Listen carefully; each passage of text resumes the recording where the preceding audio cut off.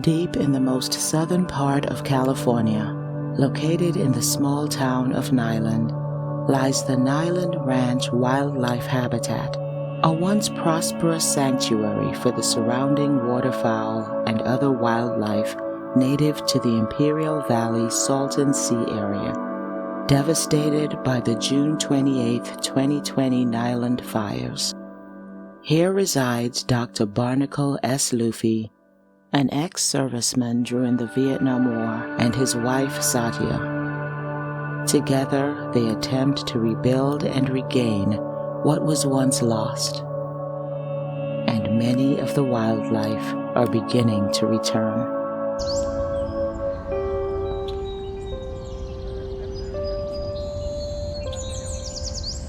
This property back in the 30s was a bait farm for the Salton Sea, the ponds in the back. And then since we owned the property, we've added ponds. And my wife brought the Cambodian water lily seeds from Cambodia. I was raised in Napa. My father was a veterinarian in Napa, had a clinic and a 7-bedroom ranch home in Napa on Silverado Trail.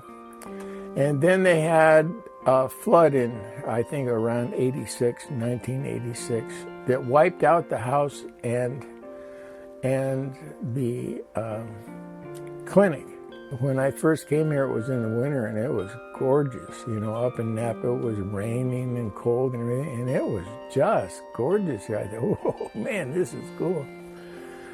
So when I moved here, my first summer was 129 degrees.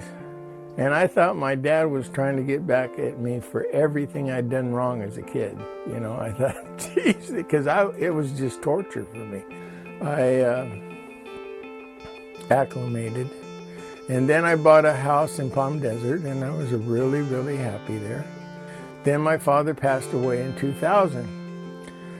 And I couldn't manage both properties and they were just vandalizing this place for, you know, absolutely no reason. Just come on and just tear it apart, you know. So because my father's ashes and my grandmother's ashes and my son's ashes are here, I don't want to sell it. And I'm a tree hugger, so most of the mature trees here are in Las Vegas. They dug them up and they took them to Las Vegas for landscaping because the Washingtona have the great big trunks and only grow to about 30 or 40 feet. But I wouldn't let them take any more. So that's why this property has 500 palm trees, and if you look around, there's very few anyplace else, you know. When I first got here, we had a lot of gnats, black gnats, and so I did some research and found out that their predator was a hummingbird. So I decided to start feeding hummingbirds to get the gnat population down. And after the hummingbird, then I decided to make it a certified, you know, get it as a certified wildlife habitat. And as it worked out, it was already a natural habitat because the farmland has encroached on all of the wildlife's territory. They have a very small place to have their young.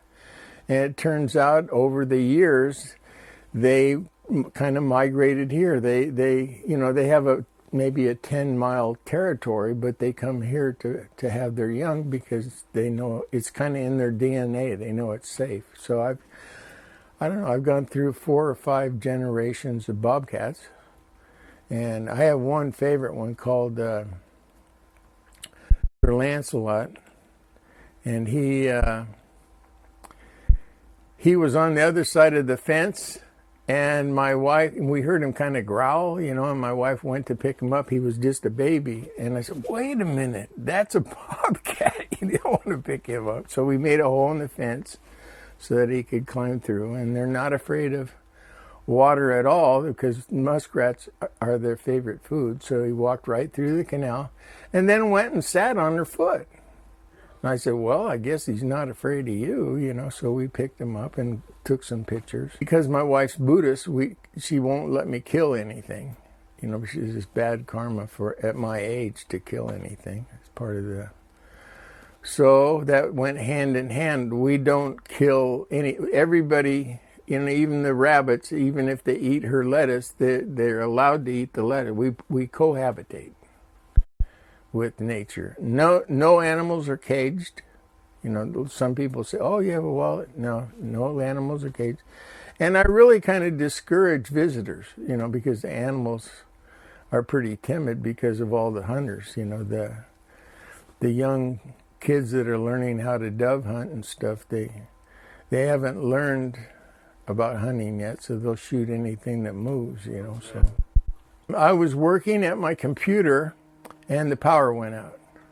So I went outside to see what was going on, and there was the huge fire right next door going straight up, you know, almost like a cyclone, you know. And it was just 2 properties over, and I thought, oh, this is way too close. And my wife is just terrified of fire because of her experience as a child during the Pol Pot regime in Cambodia. And so she's just been terrified of fire ever since, you know. So, and I was a prepper. I had a Gordy tent and food and medicine and everything ready for an emergency, but I had never counted on her having a panic attack. And she started to have a panic attack, and I could see her heart beating under her clavicle, and it scared me to death because she's everything to me. So I just said, honey, calm down. We're leaving right now. We're leaving right now. And we went and got the 2 goats and drug them by their horns off the property and stayed in the field at night over here while the town burned down. And it was a real bummer because we lost a lot of antiques. I had a lot of art because I had pretty much become a recluse. I was a very happy recluse. You know, I had all my own projects. I was interested in science and hydrogen. And the fire completely changed all that. You know, I had kind of lost my faith in humanity, and I was shown so much kindness by a number of people after the fire in the Imperial Valley that I said, wow. You know, it opened up another 5 degrees of my reality, you know, that I had been blocking out, I guess. And so I've become more willing to be more social than ever before. You know, prior to the fire, this would never happen, not in a million years, you know, so. And here I am giving you an interview. Yeah. My wife and her sister and myself have worked very hard this last year cleaning up the property. I especially because my father was a veterinarian, I was raised that the animals come first. So we have 1/3 of the property cleaned up now, and the animals are returning. And that became our focus rather than being focused on building the house again.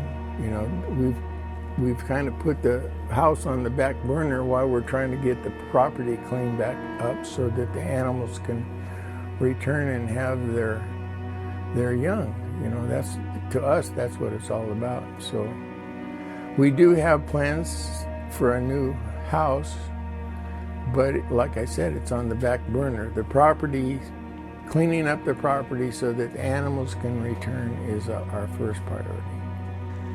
The other thing is life is very different in a cage than if you're, you know, in wildlife. And I think, and the DNA reflects that, you know, our DNA changes. So it's really not wildlife if it's in a cage.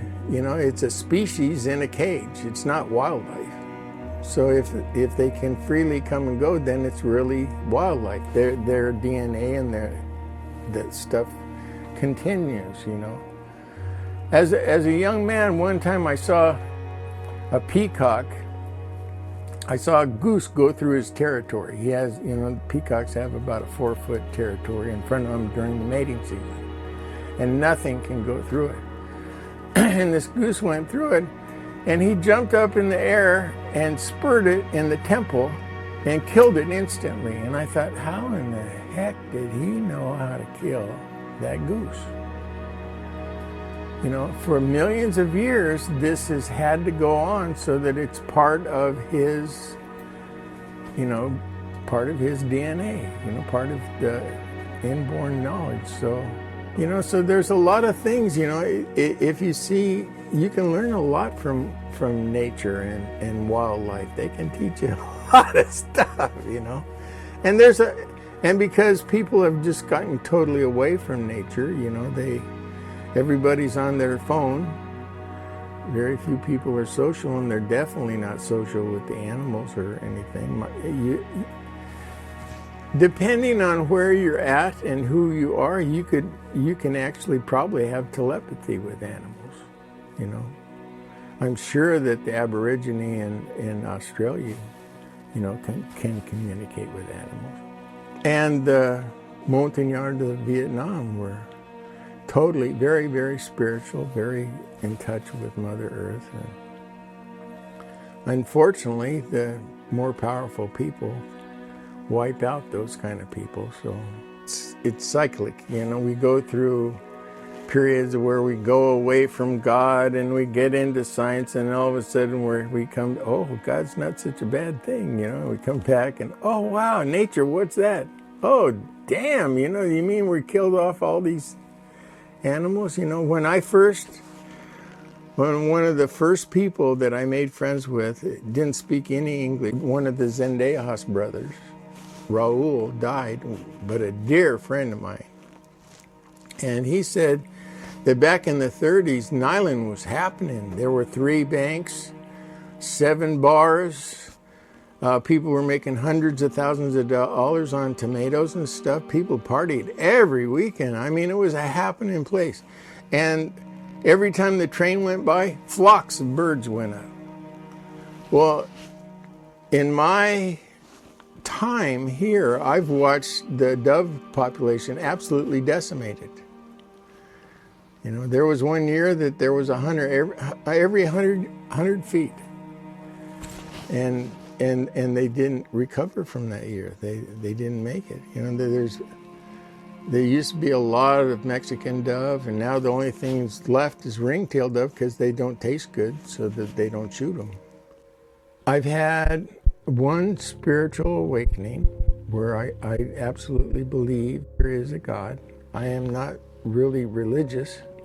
I believe in a lot of the Buddhist tenets, like my wife, but if you tried to hurt my wife, I'd clean your clock. So that makes me a very poor Buddhist.